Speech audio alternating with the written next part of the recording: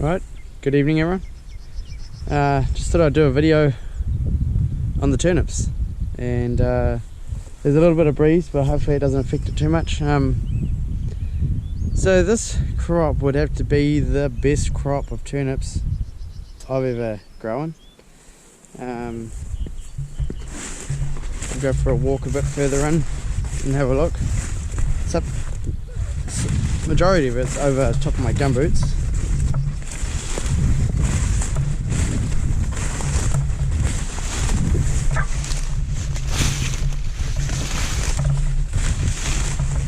First time I've walked in here for a little while. It's actually I did a spray on it maybe two or 3 weeks ago, and I did a spray on it 2 or 3 weeks ago, and it's killed majority of it. Anywhere where it's open tends to be that's the first bit I've really had a look. There's a little bit there, but all the grass has died. You can see around all the grass is dead. So what's back there could have just popped up recently. You can see it's pretty good. A few patches which haven't got much, but overall I think it's pretty good. Bit shorter up on top. There are a few patches where it's a bit shorter. You can see not very tall. I think part of the reason why some of it's a bit shorter is it was a bit slower to germinate in the beginning, because we had a bit of moisture and then we got nothing for a while. So yeah, when you're just glancing over it, it's really good cover. There's a little bit just coming down below the cow shed there. There was a bit of earthworks done over there because of when the effluent tank was put in. So I think that's part of the reason why there's not a lot growing there, is because there may not be a lot of topsoil. And same on top,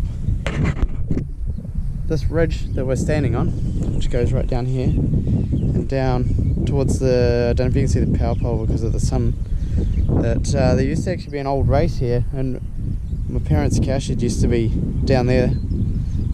That's where we got the pigs, and the main race used to come right up here, straight up to the left side of those trees there, straight up there, and then you join on to the race which is we're using now. So there was a little bit of rock that was up there when I was working it up, but they're still growing. There's still turnips on top. It's just some are a bit smaller, and so it could be, you know, a combination, being a bit dry up here maybe, I'm not sure. Yeah, there's a bit of rock. Yeah, that's soft rock. It's remnants of a race, but it doesn't matter. So it's very clean for bugs. I haven't seen a lot of bug damage. Like that plant there is looking really good. This one here had something up with it. I'm not sure, you know, what it is, but there's still a bulb down there. I'll pull a bulb and we'll see what some are like.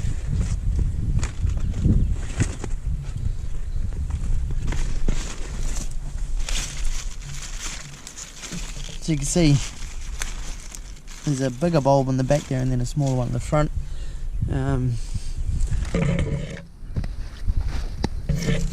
Good sized bulb there. Pop that one back in there. Hopefully it still grows. Should be. Could do with a bit of moisture. Probably, I was told once you get a bit of a canopy on the turnips, they tend to look after themselves. They'll just they'll catch that dew in the morning. Here's a piece here I must have missed with the spray. See a lot of flat weeds here, but the grass is dead, so maybe I did get it. Like I say, these flat weeds could have come up after I've done the spray. More soft rock. So yeah, really happy. The piece up on top that was direct drilled, it's got areas that are much more patchy than this.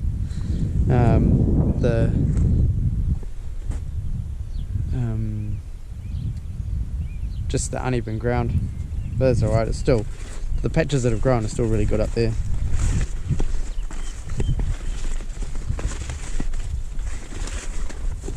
So we're actually planning on, well, I can graze this starting on the 1st of January.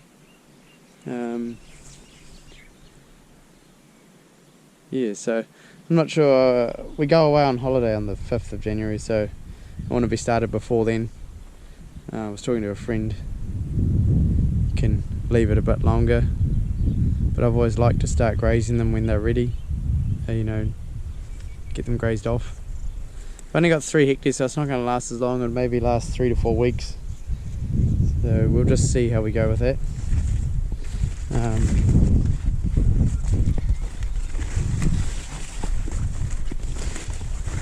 So you can see a strip here which doesn't have a lot on it, and when you're standing on the track you can see the strips across, and I think what it is this is where the beam on the seed drill was, because what he had done, he had a normal seed drill and he had put a piece of steel across, the flat steel across, and the seeds were coming out of the what do you call it, the chutes for calibrating them. It was coming out of that and hitting the steel and bouncing onto the ground. So it was all sort of like broadcasting. So it wasn't, this here wasn't drilled. It was only the bit up the top that was direct drilled. This here is actually broadcasted. So might be something that we keep on doing. Here's a patch with not a lot, but we don't know why. I had a friend that told me that there should only be 10 plants per square metre. So if I did a square metre in here, that's 1, 2, 3, 4, 5, 6, 7, 8, 9, 10. So thereabouts. So if I did 10 per square metre, that's what it would look like, 10 plants per square metre. But we definitely haven't done 10 plants per square metre, because that would have to be a much lighter rate. So we're putting on 3 kgs to the hectare. So to get 10 plants to a hectare, 10 plants per square metre, I'm not sure what sort of rate that would be. So I much prefer to go for a good cover like that than like this. But I don't know. It's always sort of experimenting, you know, like there's not really one right, well, there is a right way, but you know, sometimes you just got to improvise. This is looking really good right here. Very dense. Up to my knee.